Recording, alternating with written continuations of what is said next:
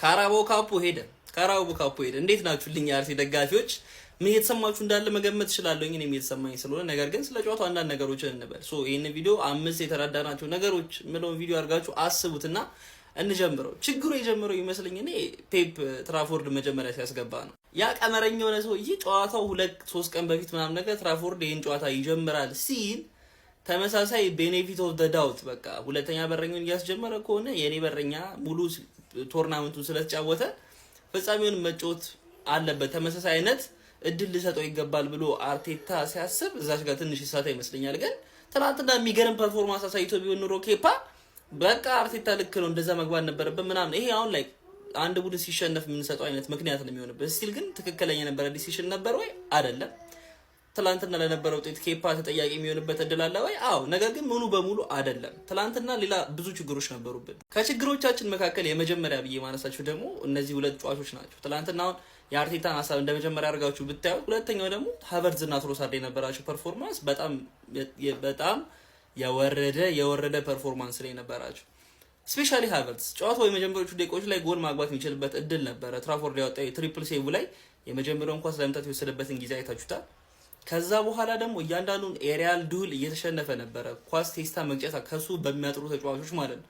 ሮጦ እየደረሰ አልነበረም። ኳሶች ላይ ፓስ የሚያደርገው ኳስ ሚስፕሌስ የሆነ ፓስ ነው የነበረው። ትሮሳርድ ደግሞ አላየሩም። ሊትራሊ ልክ ሲወጣ እንዲያለ ሰው ራሱ ነበር ከጎን የተቀመጠ ሰውና የዛን ያክል ነው ሁለቱ ያልነበሩት። ስለዚህ ሌላው ችግር የነበረው ጨዋታ ላይ ደግሞ እነዚህ ሁለት ሰዎች አቋም ነው። ሶስተኛ ብዬ የማስበው ነገር ደግሞ ልንገራችሁ፣ ሚድፊልዳችን ኮንትሮል አልነበረውም። እኔ ኦዴጋርድን እዚህ ጋር ፎቶ ሳደርግ የሚደብር የሚያስጠላ አርሰናል ደጋፊ ካለ መፍት ነው ማርያም። እኔ ምንም ልልህ አልችልም። ለአንተ ግን ይሄ ሚድፊልድ ትላንትና የሚፈልግ የነበረው ኮንትሮል ነው። ልክ እነሱ ሲቲዎች ኳሱን ኮንትሮል ካደረጉ በኋላ እኛ መልሰን ኮንትሮል ጌን ማድረግ አልቻልንም። ኦዴን ተዋትሽ፣ ሜሪኖን ቶ ኤዚያውን ኳስ ጨዋታን ኮንትሮል የማድረግ አቅም ያለው ተጫዋች አይደለም፣ ወይ ደግሞ እንዴት ነው ፖዚሽን ዲክቴት የማድረግ አቅም ያለው ተጫዋች አይደለም። ስቲል ግን ይሻል ነበር ትላንትና ቢኖር ማለት ነው።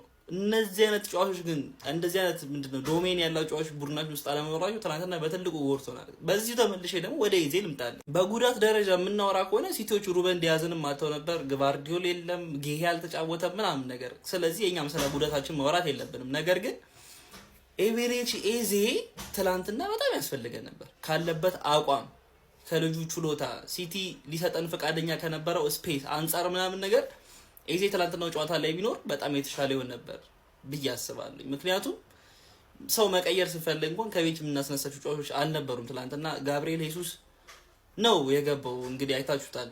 ከሱ 2-10 ቁጥር ለመሆን የሞከሩት ከሳካ ጋር ማለት ነው። ግን እየሰራ አልነበረ፣ ወርክ እያደረገ አልነበረ።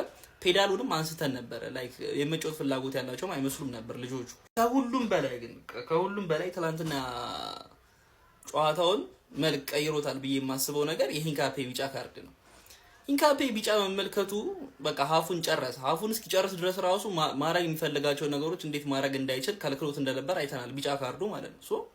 ልክ ሀፍ ታይም እንዳለቀ ሂንካፔ ማስወጣት ይቻል ነበር፣ ካላፊዮሪ ማስገባት ይቻል ነበር። ካላፊዮሪ ደካማ ተጫዋች አይደል፣ ወይ ደግሞ ከሂንካፔ ያነሰ ተጫዋች አይደል፣ ጥሩ ካሊበር ያለው ተጫዋች ቢገባ ቅያሬዎቹ ቀደም ቢሉ ምናልባት ያን ፔሪድ ኦፍ ዶሚናንስ በ10 ደቂቃ ውስጥ ምናምን 2 ጎል ያገቡብን። ያን ደቂቃ እንደዛ ኳሱ እየተመላለሰ ይቀጠቅጡ እንደነበሩ ይቀጠቅጡናል ብዬ አላስብም። ሁለቱም ኳስ ክሮስ የተደረገው ከተመሳሳይ ቦታ ነው። ነገር ግን ኦልሬዲ ችግሩ ከተፈጠረና ነገር ከተበላሸ በኋላ ነው ቅያሬዎች የተደረጉትና አርቴታን አምነዋለሁ፣ ቡድኔን አምነዋለሁ፣ ፕሪሚየር ሊጉ የኛ እንደሚሆን አምናለሁ። ግን ትናንትና ዋንጫውን አተንባቸዋል ብዬ ማስባቸው ምክንያቶች እነዚህ ናቸው። ስቲል ግን አንገትን ቀና ብላ አድርገህ ነው መሄድ ያለብህ። ምክንያቱም አንተ የዚህ ክለብ ደጋፊ ነህ። ይህ ክለብ ደግሞ አመቱ መጨረሻ ላይ ብቻህን እንድትስቅ ያደርጋል። የቀረው ሰው እንዳለ እያለቀሰ ማለት ነው። ስለዚህ ምንም እንዳይከፋ ፎሎ፣ ኮፒ፣ ሼር እያደረጋችሁ አርሲ ደጋፊዎች ይመቻችሁ።